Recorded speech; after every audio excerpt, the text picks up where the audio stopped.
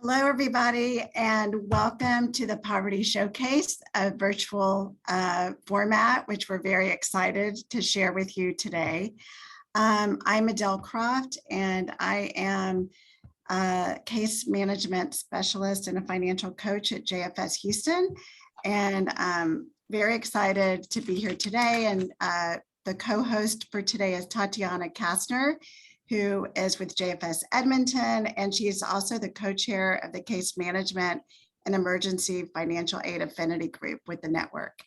So thank you so much, Lisa, for making this possible so that we're able to share with folks that perhaps were not at the conference. First, we would like to thank the Weinberg Foundation for sponsoring this program showcase. For those of you that may not know, the Harry and Jeanette Weinberg Foundation works in partnership with the National Affinity Group on Jewish Poverty, which is a collaborative of funders, Jewish federations, direct service providers, researchers, media outlets, and advocates dedicated to fighting poverty in the American Jewish community. We thank them for their sponsorship, and we're excited to hear from the agencies from around the country and Canada about their innovative programs. So I'm going to turn it over to Tatiana at this moment. Thank you, Adele, and welcome everybody. It's nice to see you all, those who were able to attend and those who were not able to attend the conference. Welcome to this showcase. We have six presenters, six presentations. So a few housekeeping rules. Please keep yourself muted and keep your questions till the end of the presentations. Each presenter will be presenting for about 5 to 7 minutes. And after that, we will be going to breakout rooms. Each presenter gonna have their own breakout room, and you will be able to sign in as many times as you want and just travel across different rooms. And this is where you will be able to ask your questions. We start right away with our first presenter, which is JFS Houston with their program Nutrition 101. And we have with us Morgan Zering, Director of Case Management, and Adele Croft, Case Management Specialist and Financial Coach. So please go ahead. Thank you.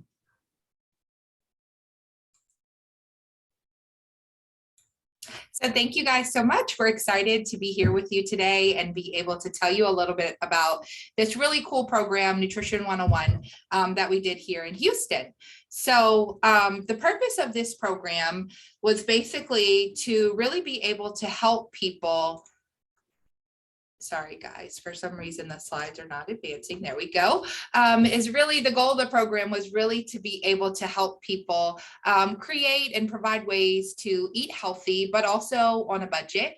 And just some tools and strategies to help them feel confident as they're out grocery shopping and purchasing food for their families.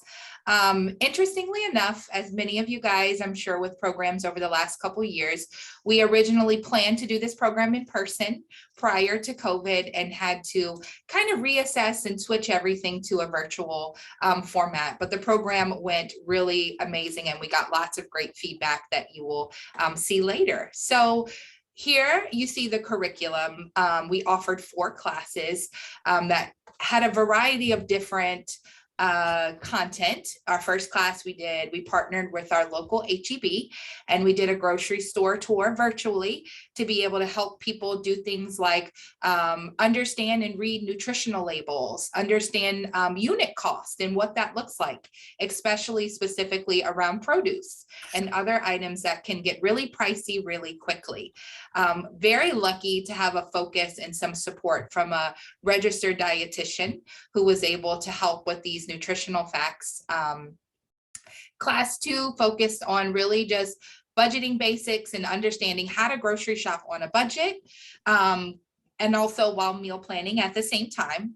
Class 3 really focused in on mindful, emotional eating and really just meal planning around physical and mental health wellness, talking a little bit about not grocery shopping when you're hungry, and those kind of components that often come up when shopping. And then for our last class, we did a cooking demonstration online. We had really amazing kosher community chefs that came in and provided a virtual cooking demonstration. We provided in the course components, we provided a really cool takeaway bag with all of the ingredients that they needed to actively participate in that coaching demonstration from home to really make it interactive and fun for the families. And then within the components, we offered incentives, we offered grocery store gift cards. Every participant received a really cool course packet. And we have some great partnerships that Adele's going to talk a little more about later, but with our local community partners, HEB, and some of our kosher community chefs.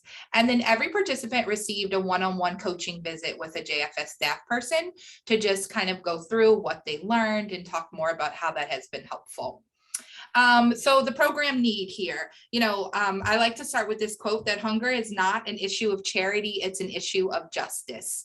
And as you can see here, just some local statistics around Houston food insecurity versus nationally. Food is typically the third largest expense. And here in Houston, we work with a specific group called ALICE, which is Asset Limited, Income Constrained but Employed, which is really your average working family kind of day by day trying to make ends meet, and also understanding that kosher households and larger households face very unique challenges around food insecurity. So Adele's going to talk to you a little bit about implementation and funding. Great. So now, as Morgan said, we'd like to talk about implementation and funding of Nutrition 101. First, as Morgan mentioned, we transitioned the entire program from an in-person format to a virtual one. Participants were recruited from a variety of sources, such as the ALICE population, which Morgan just mentioned, as well as individuals from our own caseloads, internal programs, and referrals from rabbis and Jewish day schools. Each participant received an amazing course packet that included detailed handouts for each class and was filled with great resources such as meal and budget planners and grocery and meal planning shopping apps. Our community partners were incredible. Our local grocery store at HEB is a special JFS partner and has an amazing nutrition department with registered dietitians that taught our classes, and the Women's Resource presented basic budgeting information. Both were truly integral to the implementation of this program. In addition to our kosher community chefs who enthusiastically led the cooking demonstrations with participants and their families cooking with them, making it a family affair. Finally, one unique aspect that made the program special was the individual contact with the participants throughout the course of the program to check in, answer questions, and offer personalized coaching when considering how to implement what they had learned into their daily lives. Funding for our program was received through a grant from the Houston Jewish Community Foundation.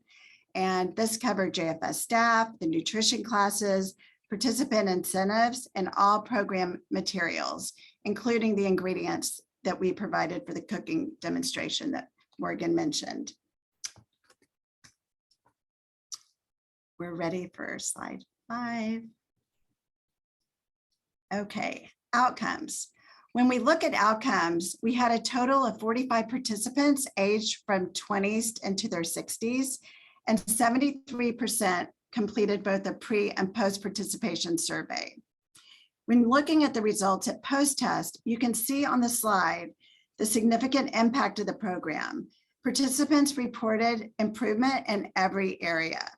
Just to share a couple of comments from our participants, one noted that they've started focusing more on the nutritional value of fruits and vegetables rather than only the cheapest option. Others reported that they started using a grocery list, found themselves wasting less food, and stopped shopping when they were hungry. I think we can all relate to that. And many shared that they have been trying to eat healthier, and the classes were a big inspiration. and how they've been able to save money by planning their meals. To wrap up, Nutrition 101 improved healthy eating, meal planning, and grocery shopping on a budget. Our key takeaways are that this program is very successful in a virtual format, and we would imagine in person as well. The program was inclusive and communal, not only involving several partners, but also geared to kosher eating and other dietary needs.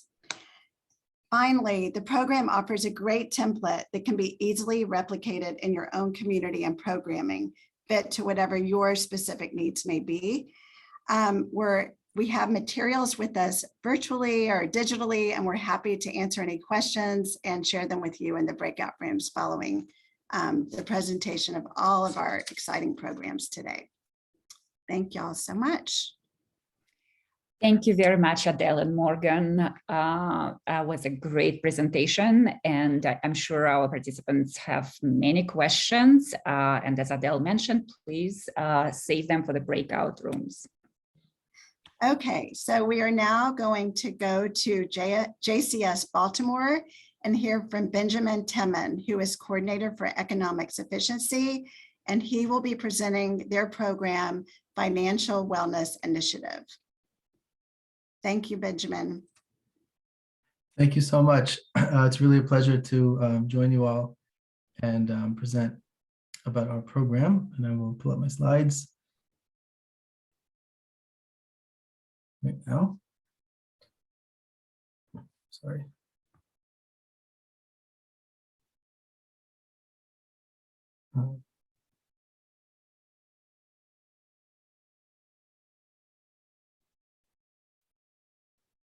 It worked perfectly in our pre-trial. Okay, is that better? Yeah. Okay, so, sorry about that. Okay, so our program is called Financial Wellness. This is the Financial Wellness Initiative. First, I'd like to share in the next couple of slides, what is the program? What need is it designed to address, and the value that it provides for our clients in our community. And then I'll talk a little bit about some of the outcome measures. So the first point I'd like to mention is the distinction between financial literacy education and financial wellness. Financial literacy education is an information-based approach. Financial wellness is really a behavioral change model that assumes the greatest determinant of a person's financial situation is their behavior and their relationship with money. This slide outlines a little bit of the structure of the program. A few staff members, including myself, were trained in financial social work. And what we did is then go across the agency and provide training for all areas, case managers, career coaches, therapists, and even the administrative support staff about the kind of principles of behavioral economics, financial wellness, and then we're further developing more area-specific trainings and tools that are going to be more applicable to the particular areas work with clients. We have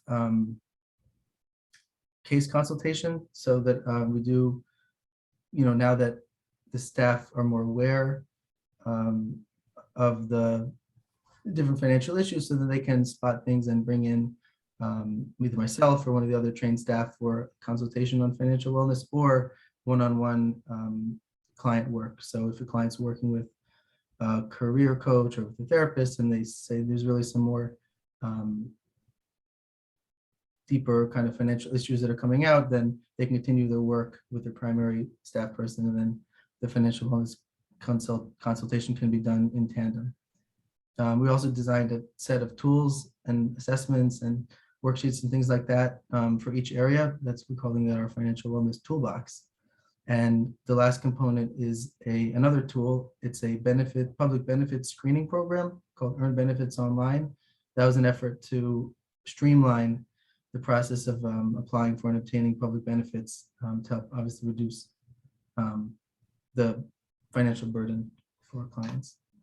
And just to go back a little bit to talk about the need, JCS has been providing case management and financial assistance for the community for decades, and staff noticed and observed multiple generations of families coming to us for assistance.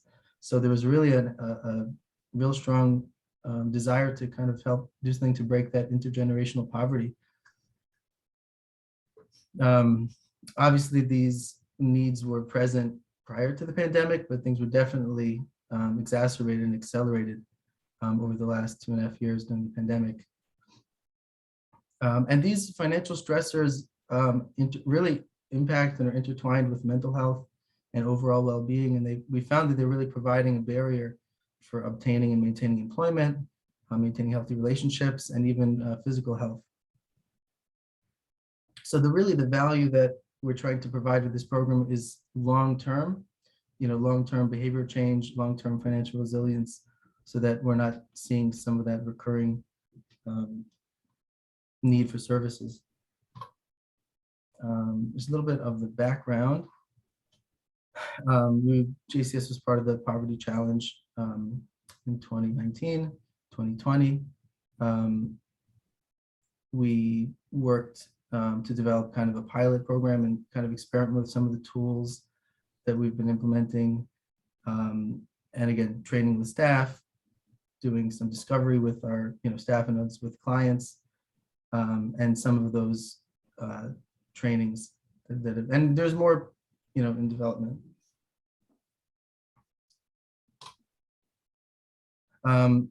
It's a tricky thing to measure financial wellness. The one tool we found to try and quantify it is this scale that was produced by the Consumer Financial Protection Bureau. It's called their well-being scale. The idea is that we can try to get an idea of how people feel about their financial situation, how optimistic do they feel for the future. So we're using this as like a pre and a post test. So far, we've really just had a chance to get some baseline data.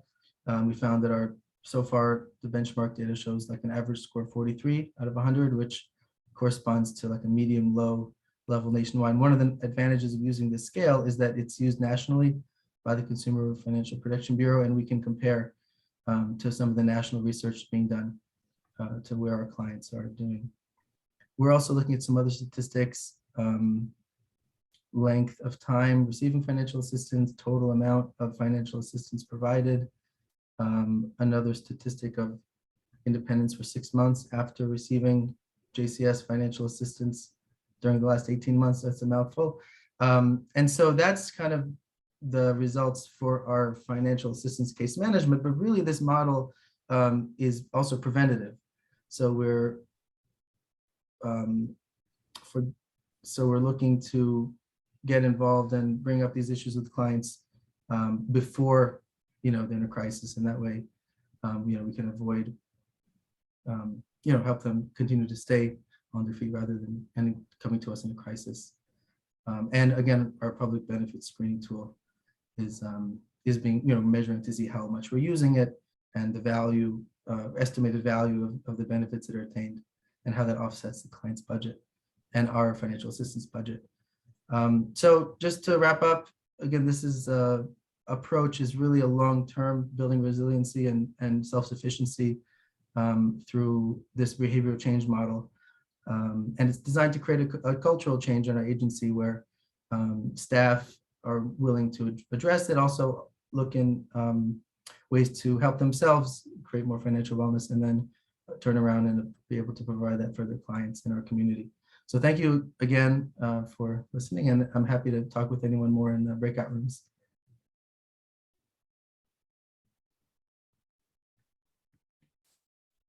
Okay, thank you, Ben. And I see there are comments in the chat. Please make sure you save them and take them with you to the breakout rooms.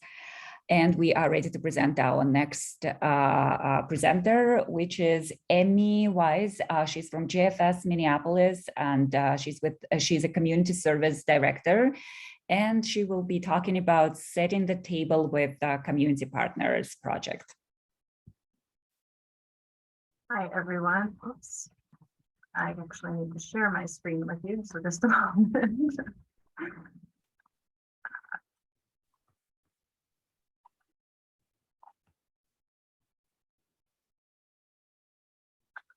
Can you all see that now? Yes, we can. Okay, great. So thank you. Except we see two slides. Two We see slides. something on the right as well. The next slide's coming up. Oh, that's There you- interesting. Because when I click it, I don't even see any of you. So let's try, sorry. That's okay. You can start. All right, so I'm gonna go ahead. Now we lost it. Oh, it's back. It's back. Good. Yes, we see.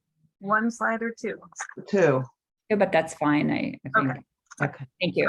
All right, so I'm gonna go ahead and get started.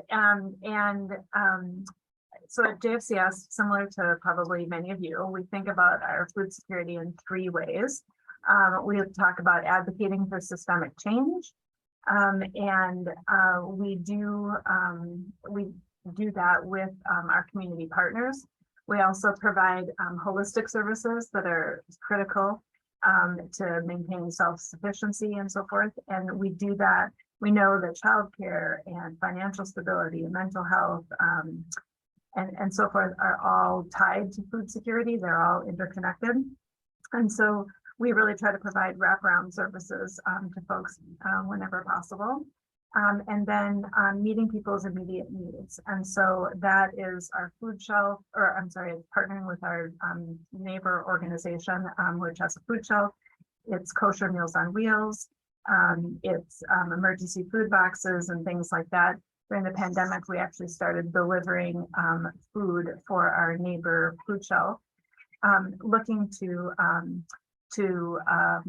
try and sort of reduce that barrier for people who didn't want to be doing transportation or couldn't do transportation, couldn't get here. In 2018, we actually created a partnership with this food shelf and co-located ourselves with them so that we have a chance to really be a little bit more nimble. Let's see if I can move forward. So during the pandemic, we created a program called Food for All. And I'm going to say, again, not a surprise to any of you, that the pandemic really created new barriers for food. There was the quarantining, there were food supply issues, and then it exacerbated existing issues or barriers, including employment and transportation. And so in Minneapolis, just 2 months after the pandemic started, Minneapolis was also reeling from the impact of the murder of George Floyd. And so small community groups, churches, organizations, everybody was just getting together and trying to get food into the hands of people who need it. We had grocery stores that were destroyed. And those were in areas that were often food deserts with very limited grocery availability anyway. And so people really lost everything. Their goal was just to get food into people's hands. So with that, we decided, how do we do this? How do we get food to people who need it most? And how do we do it and use this opportunity to strengthen our brand in the community, build rapport and trust with people that maybe we haven't worked with before? And then we leveraged our relationship with JFCS, between our JFCS and our food shelf partner and their community partnerships. And so we did that with this Food for All. And the donor approached us with a vision. And I'm going to be honest, when he approached, we were a little skeptical, but he is somebody who had wholesale food connections, and he has a real passion for this issue. And so he said, how about if I come to you and I can get bags of food, or I can get, healthy snacks delivered to you, and then it can be labeled JFCS Minneapolis, and then it gets distributed. You distribute it to people in the community, to organizations in the community who can then distribute it to those in need. And so we thought, okay, let's try it. We clearly there's a need in the community. And so he made a donation or commitment through his family foundation. And initially, all of our funding for food security within JFCS was an individual donor. And then we had a short 11-month grant through Mazone targeting seniors and SNAP. And we, since then, so for the last 5 years or so, it's all been general operating. So when this donor approached us, we thought, okay, let's look at this and see what we can do. So now we have a half-time staff member who is also responsible for doing all of our outreach, our SNAP enrollments, limited case management, and so forth. And we have volunteer drivers. And so what exactly do? We have this last year, we delivered over 4,000 cases of healthy snacks to these organizations who then were able to distribute it to their people that they're serving. So sometimes it was literally a drive up on the side of the road where people were just could drive up or walk up with their strollers and their wagons to get enough food for their family. Through this program, we've actually reached out to 36 different community organizations, many of which we had never had any contact with before. And so it's really exciting. And as we look ahead, we're trying to figure out how do we provide additional services to these folks. Now that things are opening up again and we can be on site, our staff person is making inroads and being there to help people sign up for SNAP, understand what their mental health options are, how else can we support them. And so that's been a great piece. And it's helped us build relationships in communities we may not have reached before. So I look forward to talking to anybody if anybody has questions afterwards. It's been successful from that perspective, and we look forward to continuing that. Thank you. Thank you so much, Amy. That sounds like y'all have done amazing work, and especially to think about the collaborations that y'all have created and the outreach. It's really impressive. So thank you for sharing with us. Next is Chris Olson, Chief of Staff with JFS San Diego. And Chris is going to talk to us about the power of cash, learnings from JFS San Diego regarding their guaranteed income program. So Chris, thank you for being here. Thank you. Hi, everybody. Now it's my turn to do the share screen game, which we practiced.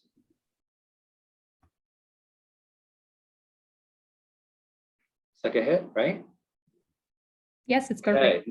Okay. Now we'll start this, and then the next test is whether I can advance the slide. But hello again, everyone. I'm Chris. I'm Chief of Staff for Jewish Family Service of San Diego.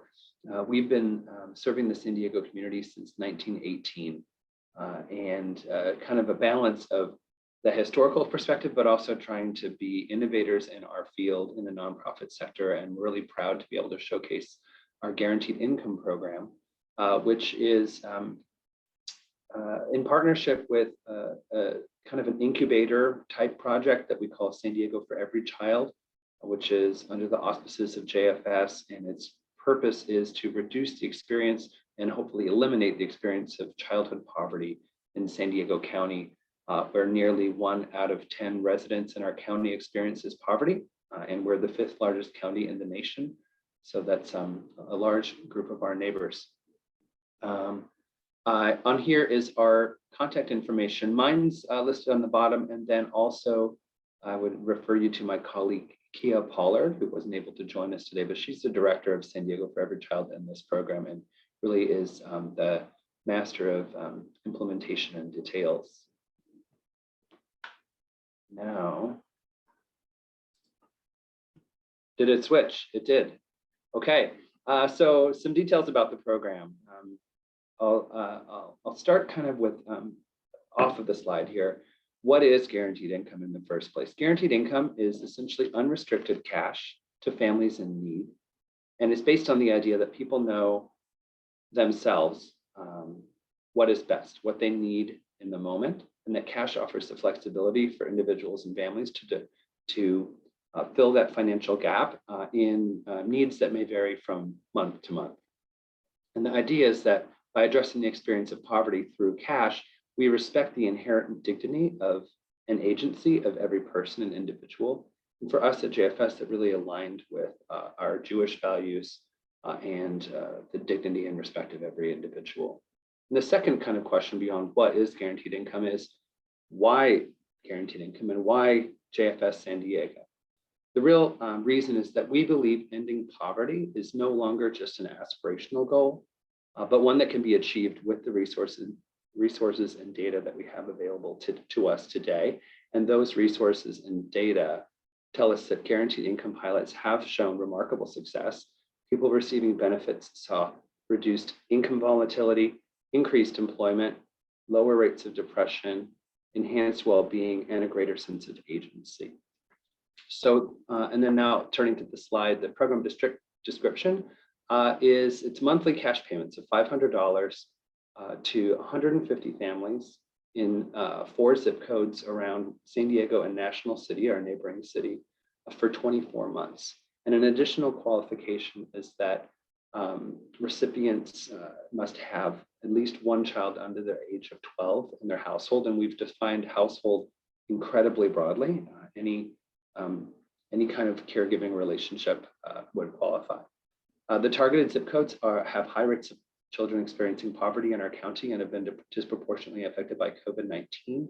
And as I said, the payments have no strings attached, although we do offer optional coaching and community-based programming as desired. The program need is based on that initial kind of value statement about people knowing their own situation best, and also that people are in poverty. It's really simple because they don't have money. It's not about behaviors. It's not that, and that's interesting that we have some different perspectives in the showcase today on that. What our program is based on is that the people that we're serving with guaranteed income are not the thing that's broken. The thing that's broken is the systems that have created so much inequality through federal, state, and local policy that have created this income disparity. So direct cash addresses the complexities with the simple solution, and it also is an opportunity for some cultural and narrative shift. There's inherent dignity and trust delivered in contained in delivering no strings attached cash. That's based on the idea that each of us has the right and to have our basic needs met. And it's an opportunity to present some learnings for government systems about the delivery of cash benefit programs or traditional benefit programs, and also an opportunity for the nonprofit sector to hold a mirror to ourselves and to think about some of the procedures, hoops we make folks go through, et cetera, et cetera. Implementation and funding. We're really, really fortunate to have early private philanthropy interest in the program. The overall budget is roughly $3 million, and we've been able to pair that private philanthropy with significant investment from the state of California. In the last budget cycle, we were able to secure, with the help of our legislative delegation on the state level, a $1.4 million allocation in the state budget to supplement the funding. And so that combined with private philanthropy has really been key. We also have other partners, including a payment platform partner, Community Financial Resources, who issues the debit cards through which funds are dispersed. And we have a key partner in the University of Pennsylvania Center for Guaranteed Income Research, who is our evaluator. So we are working in coordination with them to make sure that we have a real tightly tuned study over the 2 years to be able to measure our outcomes and compare them to other general guaranteed income pilots throughout the nation. And on the implementation side, our program began just last March 15th, our first payments were issued, and they'll continue for 24 months beyond that. And outcomes. Outcomes are difficult to measure now because the program is in progress. But we do have the following research questions we're looking to answer, which is how does GI impact the adverse effects of poverty? How can human services agencies shift their service delivery models to have greater impact? And then at the end of the day, what can we learn from guaranteed income about pairing that with other policy initiatives on the government level to create structural change within benefit programs? And that concludes my presentation. Looking forward to the breakout. Thank you very much, Chris. That will be really great to hear from you once you collect more data, how this program influenced the participants and the service delivery. Hope to hear from you soon again. And our next presenter, it's Esther Moyer. She's Vice President from Research and Community Insights, and she will be talking about a project, resilience funding in the Toronto community during COVID-19. Esther. Hi, I'm just fighting with my. Okay, can you guys see just the slideshow or can you also see the notes? We see the notes. Oh, God, I can't get them off. Nope. You did it before. I think you go to slideshow from beginning. Do you guys mind if I just do it like this? I don't want to waste time trying to figure this out.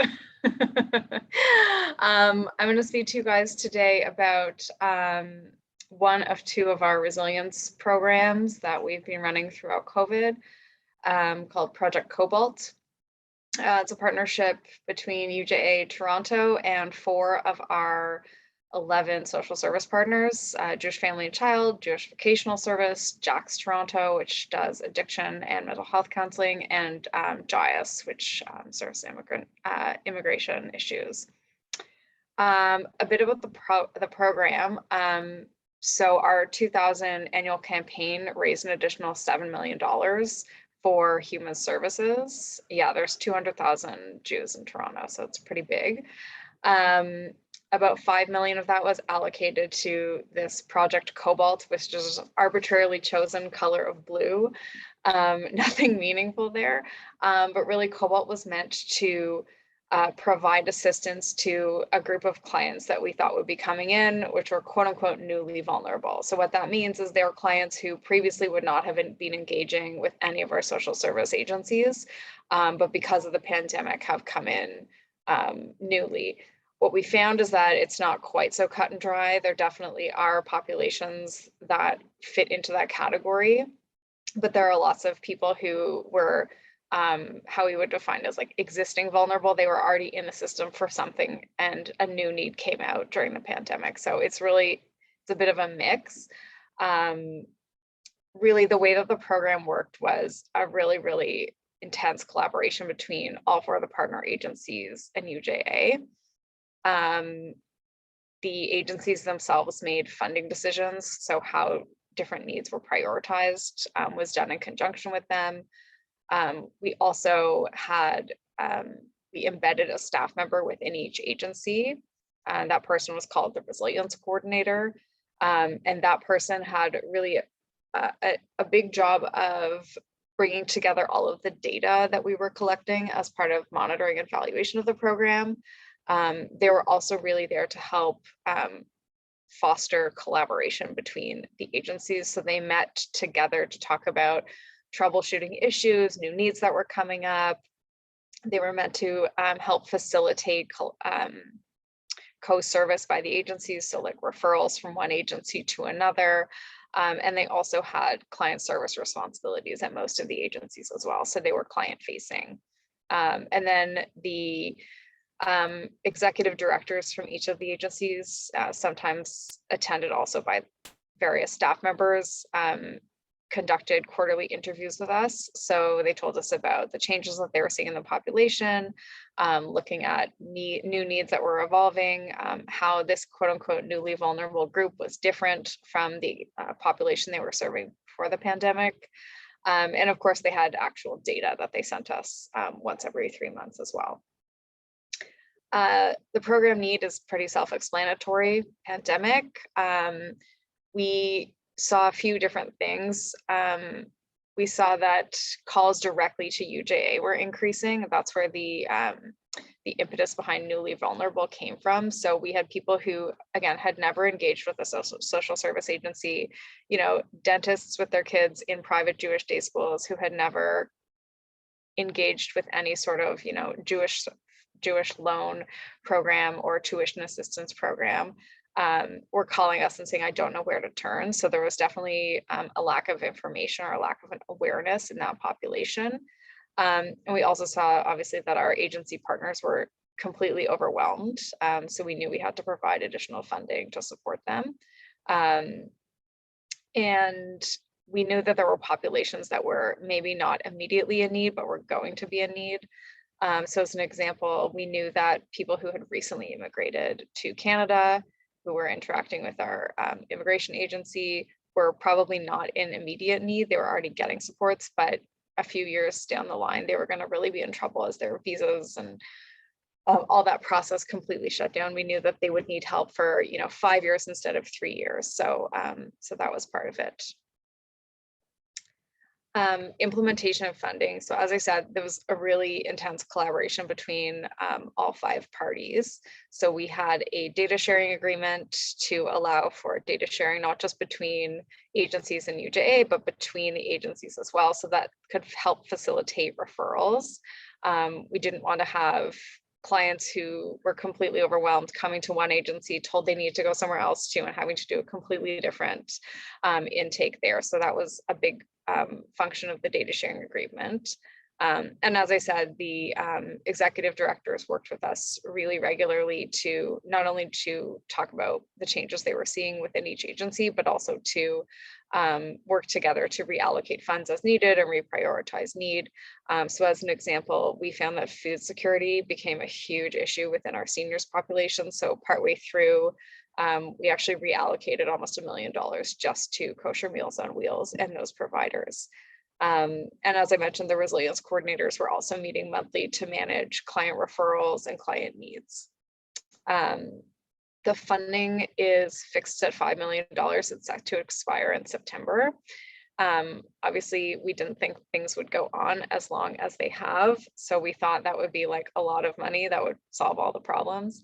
We're currently working to free up some finances in our next year's budget so that we can more slowly taper down the funding. But we're also working with our partner agencies to ensure that they have some succession planning and that they're able to access all the government supports that are available to them. In terms of outcomes, now that I am presenting to you from my computer, if you come to my breakout room, I can show you the data dashboard and answer any question you have. But we have several pilot programs that have come out of the data that we've seen.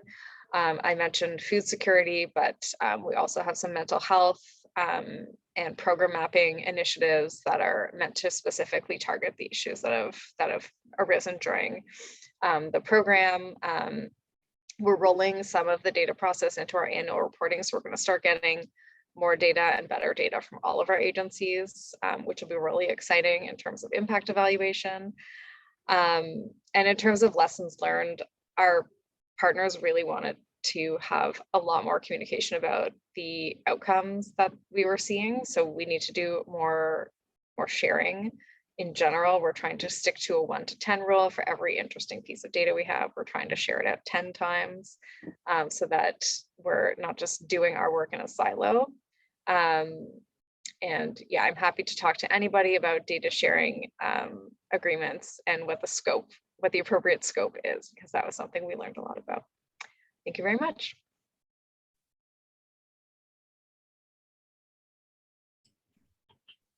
You're unmuted.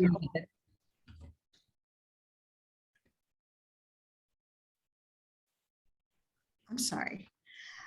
Thank you, Esther. That was really so interesting. And the scope of the services that y'all have been able to provide is really amazing. Not to mention the extraordinary fundraising and funds that y'all have had available to serve your community. So that's amazing, great work. Now we are happy to have Eli Weitzer, CEO of JFS LA, who is going to share with us their Caregiver Homeless Initiative. So welcome, Eli, and thank you so much in advance. Thank you, Adele, and good morning, good afternoon to everyone. I am filling in for Steve Barlam, who actually oversees our JFS Care program. Let me share this. It should work. Are you able to see that? Okay. Let's put it over to my other screen. Can't do that. All right. So this initiative came out of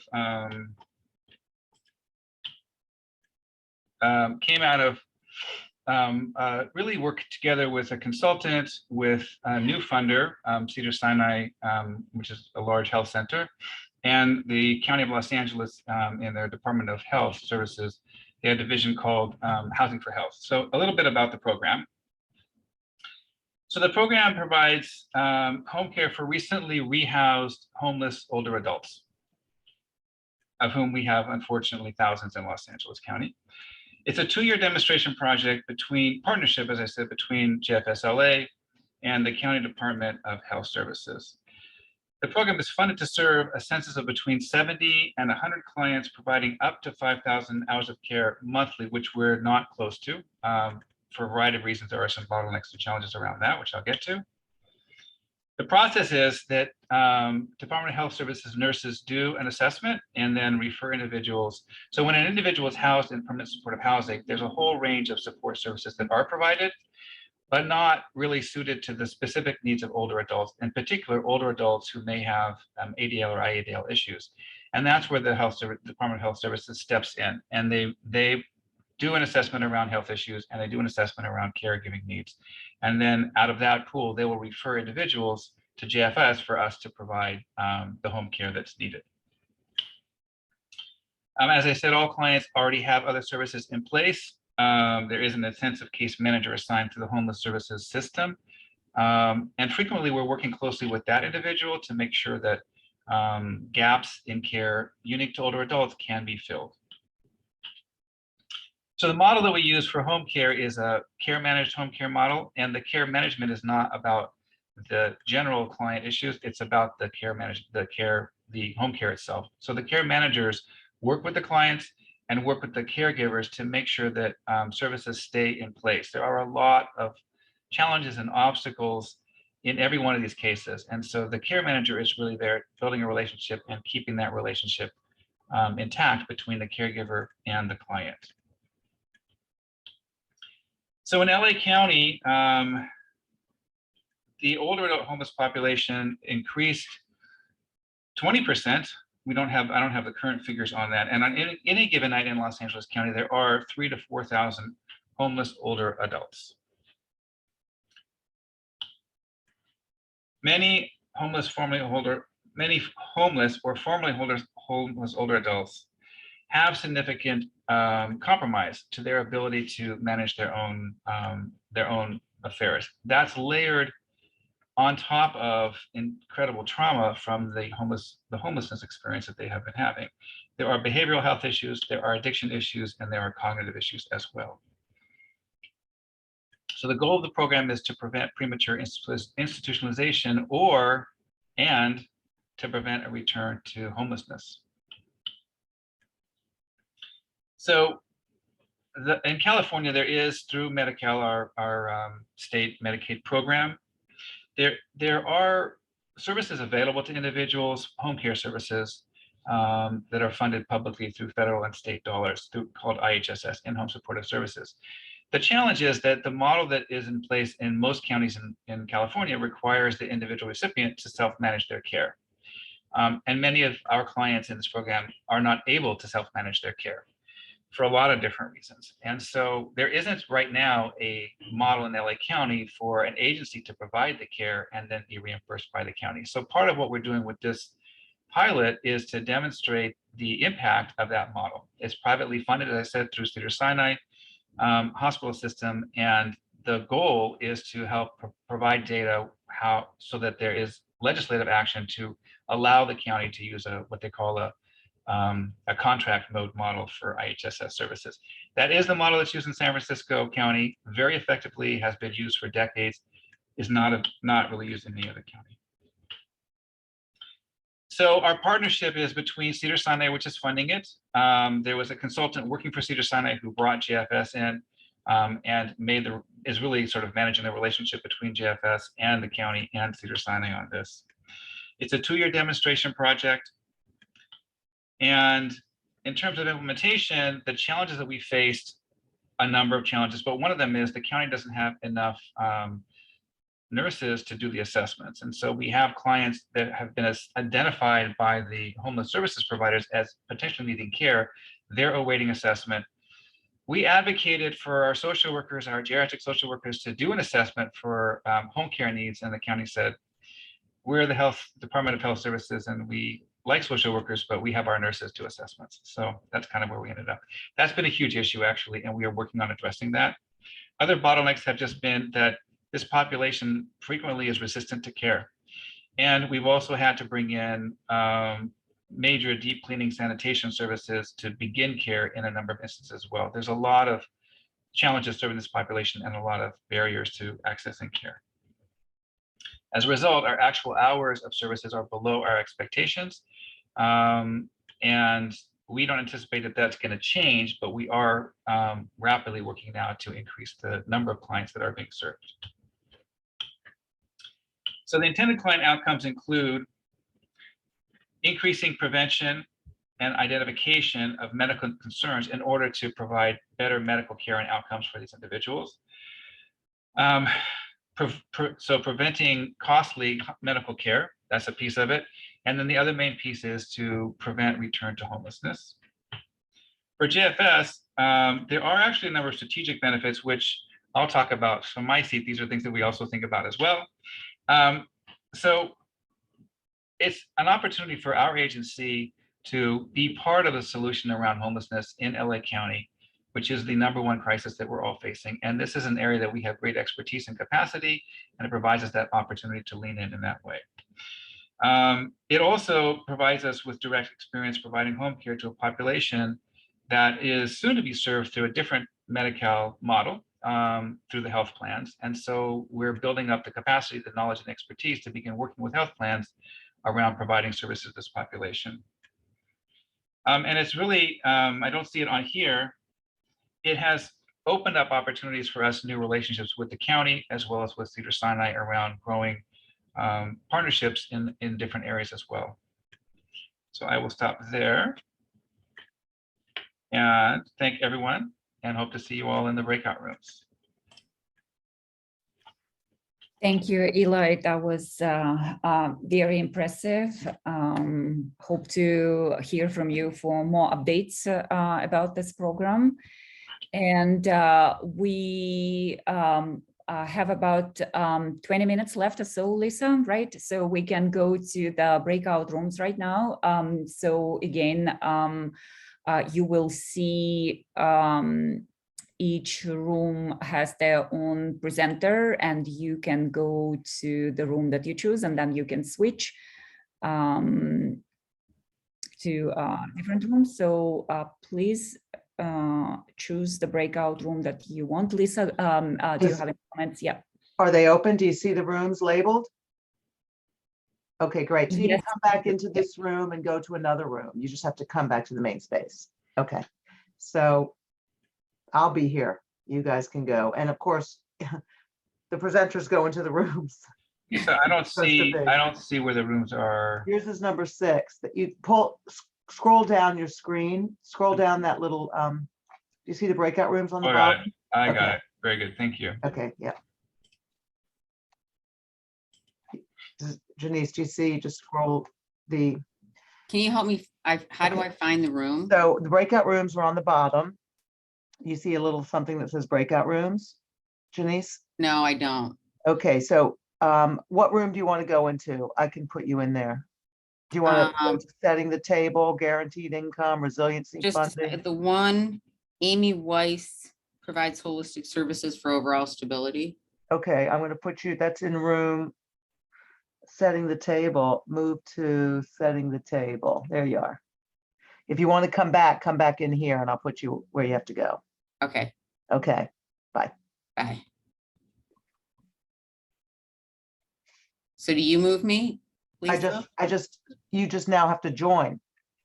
I'm not getting anything to say It's so join. weird. On the bottom of everyone's screen, it says breakout rooms. You have to scroll And down. in the past, when I've gone into a breakout room, that's happened, but Oh, wait a minute, here it is, breakout room, and I just go, okay, I'm sorry, thank you Okay, so no much problem. for I your assigned patience you that there. one. Huh? Okay, thank you for your Okay, patience. no So worries. that was the one, Amy Weiss, the one you wanted from yeah, Sage I'm Rabel looking for the name. Partners. Yeah, I sent you to that one. got it. Okay, Thank great. you. Okay, good.